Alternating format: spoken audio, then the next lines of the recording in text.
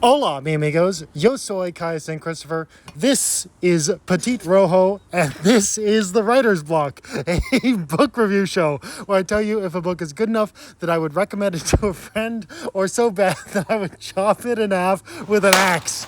Today on the Writer's Block, A Court of Thorns and Roses by Sarah J. Maas. Well, bless my cauldron. Do we have a fantasy novel here? It starts off with a lowly girl named Cinderella. No, her name is Farah, and she's living with her crippled father and two sisters who don't give a shit about her. She's out hunting for deer one day when she encounters a wolf the size of a whale. Beautiful hummingbirds.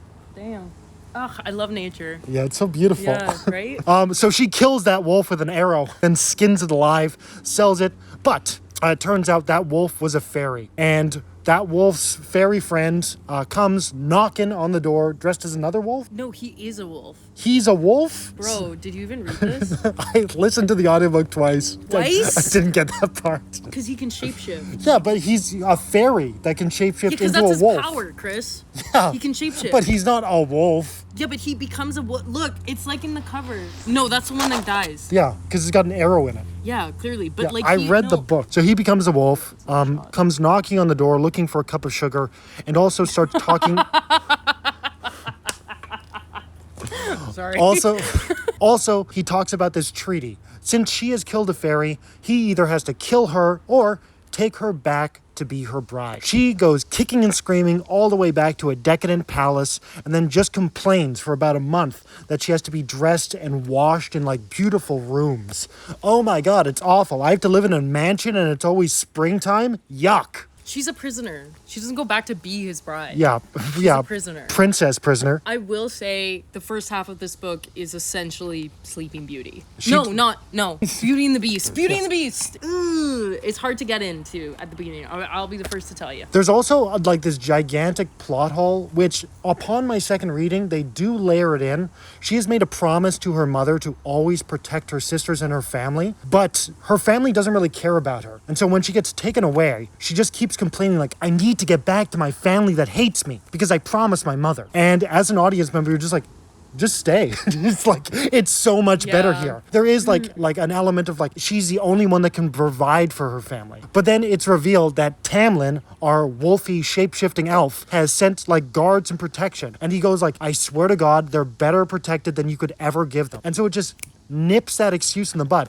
But for some reason, she's like, I mean, they're better off than they're ever going to be. I still need to get back to my family that hates me. Maybe her self-worth is really shit. I don't know, she seems pretty stuck up to me. Dresses, I'm just gonna wear 17 tunics. Well, because she's a feminist. Yeah. Is she? Yeah, she has to be able to run away. Okay, yeah. You can't run away in a dress. All Have she you ever wants- worn a dress, Chris? Well, you don't want to know. She eventually gets her second wish, and she just spends about the middle half of this section painting. After that, they have this big fairy ball, and then there's a bunch of other courts. With the fantasy aspect of this, I gave it 3 cauldrons out of 10. What? Yes, What? absolutely. This, Why? I'll explain. The first mythical creature that we encounter is called the Bog. She's out hunting one day with another fairy named Lucian. And he's like, don't look ahead. It's a mysterious, evil monster. And she's just like not looking right at it. And the monster's just going like, look at me. Look at me. Hey, look at me. Pay attention to me. What is this monster? A 6-year-old boy standing on a diving board? Look at me. Look at me. I'm about to... Look at me. Pay attention to me. Don't look at him. He's just gonna drain your energy. You'll have to watch him dive off that board all day. You disagree with me, but again, I say the target audience for this book is like middle-aged women with sons. What is more terrifying than sitting reading a book peacefully by the pool, then all of a sudden, out of the corner of your eye, you just see your son on a diving board going, Mom! Mom, look at me! Look at me! Pay attention to me, Mom! Mom! Which brings me to the second case of like this fantastical thing. The Book of Narnia had Turkish Delight. This book has fairy wine, or as it's known in real life, Pinot Noir.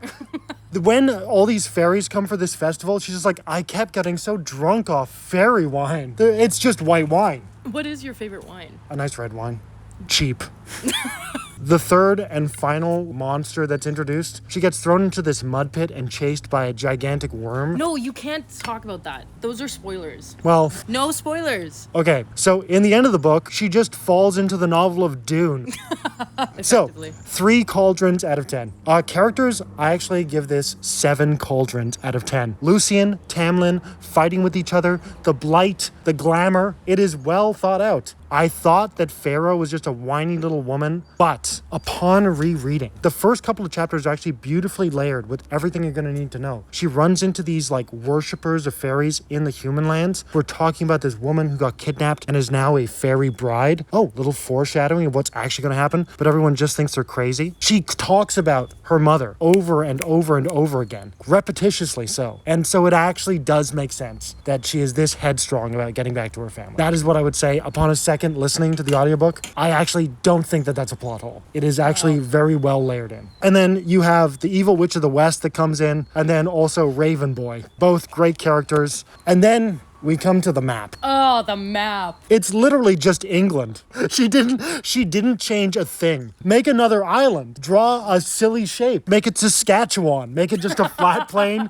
going up and tiered. It's literally just England. And then Ireland. And then France. Oh, you're gonna cross that thin ocean into the fairy realms where they speak their magical fairy language.